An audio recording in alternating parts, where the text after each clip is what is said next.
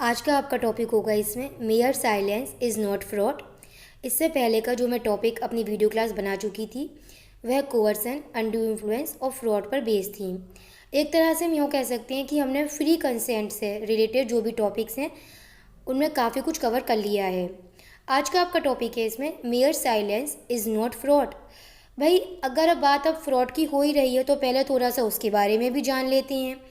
भाई अगर कोई दो पार्टी होती हैं, अगर कोई एक पार्टी जो है वो ऐसा स्टेटमेंट बनाती है जो कि सच नहीं है, ट्रू नहीं है, और जिस व्यक्ति ने वो स्टेटमेंट बनाया है वो व्यक्ति खुद भी यह जानता है कि उसके द्वारा जो बात कही गई है वो सच नहीं है, तब हाँ यह माना जाएगा कि उसका यह एक्ट फ्रॉड की कैटेगरी में ही आएगा। फॉर एग्जाम्पल देख लीजिए, जैसे कि ए है, वो अपनी फैक्ट्री बी को बेचना चाहता है। इसके लिए ए बी से कहता है कि उसकी फैक्ट्री में 500 मन पर ईयर इंडिगो बनता है, जबकि असलियत में केवल उसकी फैक्ट्री में 300 मन पर ईयर इंडिगो बनता था। अब यहाँ पर साफ पता चल रहा था कि जो ए का स्टेटमेंट था वो गलत था, वो झूठ था, और ए खुद भी इस विषय में जानता था कि उसके द्वारा कही गई बात सच नहीं है। यहाँ पर ए का एक्ट फ्रॉड की कैटेगरी में जाएगा। लेकिन क्वेश्चन यहाँ पर एक यह अराइज होता है कि अगर कोई पार्टी कुछ बोले ही नहीं, साइलेंस रहे, तब क्या मेयर साइलेंस इज़ फ्रॉड? तब क्या केवल साइलेंस रहना भी फ्रॉड की कैटेगरी में माना जाएगा? चलिए इस बात के बारे में भी एग्जाम्पल देते हैं। सपोज करो ए है और वो बी को एक वॉच बेच रहा है 1 लाख रुपए में। अब यहाँ पर जब ए बी को वॉच बेच रहा है तो उस वॉच में कुछ डिफेक्ट्स हैं, लेकिन ए अपने पास से बी को कुछ भी नहीं बोलता है और यहाँ पर ए साइलेंस रहता है। अब ये तो हम सभी जानते हैं कि एक लीगल मैगज़ीन भी है इस बात पर, लेट द बायर बीवेयर। ये तो आप सभी जानते भी होंगे कि भाई ये बायर की भी ड्यूटी बनती है कि जब वह कोई सामान खरीद रहा है तो अच्छी तरह से उस सामान को चेक करके खरीदे।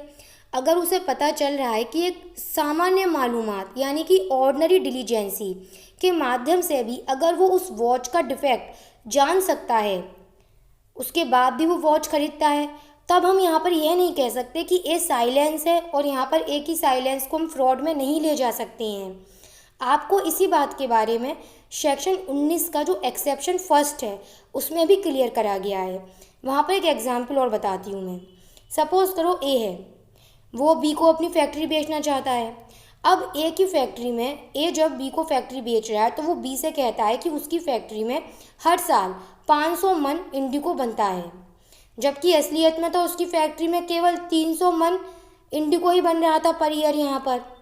अब ऐसे में जो बी है वो मालूमात करता है और ऑर्डिनरी डिलीजेंसी के आधार पर पता कर लेता है कि असलियत क्या है, कि असलियत में तो 500 मन इंडिगो हर साल नहीं बन रहा है यहाँ पर। उसके बावजूद भी बी जो है वो ए से वो फैक्ट्री खरीद रहा है, तो यहाँ पर ए का एक्ट फ्रॉड में नहीं जाएगा। आई थिंक आपको अब यह rule mayor silence is not fraud यहाँ तक क्लियर हो चुका होगा। अब पहले मैं बता दूं, अच्छा साइलेंस का मतलब क्या है यहाँ पर? मेयर साइलेंस का मतलब क्या है? अरे बहुत सिंपल मतलब है इसका, नॉन डिस्क्लोज द फैक्ट्स, कि अगर एक पार्टी दूसरी पार्टी के सामने फैक्ट्स डिस्क्लोज नहीं कर रही है, इसका मतलब साइलेंस रहती है, तो केवल साइलेंस रहना फ्रॉड नहीं माना जाता है। पर कुछ ऐसी कंडीशन होंगी जिनमें अगर एक पार्टी साइलेंस पर है, साइलेंस रहती है, तो उसका यह एक्ट फ्रॉड की कैटेगरी माना जाएगा। लेकिन कब? Number 1, it is a duty of person keeping silence to speak. अगर वहाँ पर पार्टीज़ के बीच में ऐसे रिलेशन हैं जिनमें एक पार्टी की ड्यूटी बनती है कि वो जितने भी फैक्ट्स हैं उनको डिस्क्लोज करे, पर तब भी वो वहाँ पर साइलेंस रहता है, तब ऐसे में उसका यह एक्ट फ्रॉड ही माना जाएगा।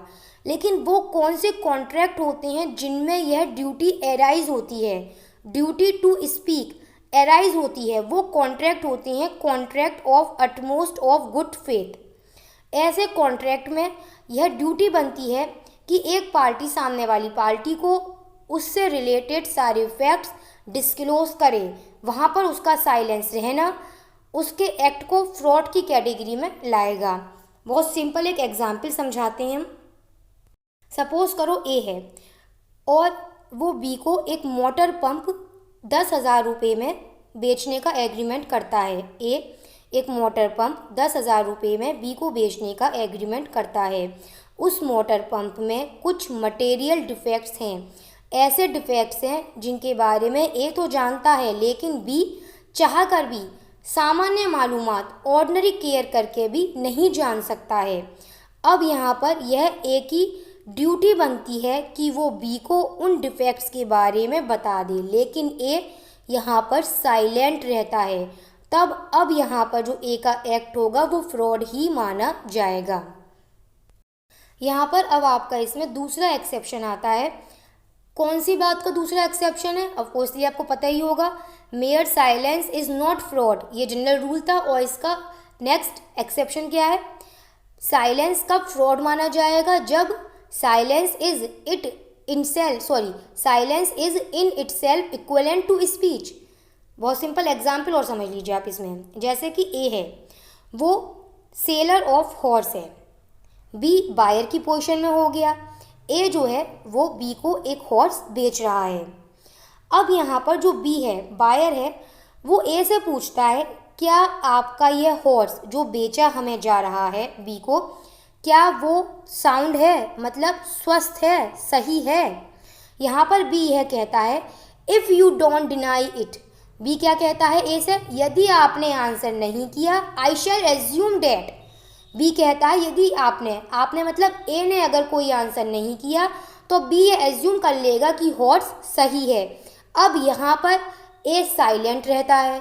अब ए का साइलेंस यहाँ पर क्या माना जाएगा? ऑफकोर्सली बोलने के बराबर माना जाएगा। ऑफकोर्सली ये माना जाएगा कि वो बी की बात में सहमति दे रहा है।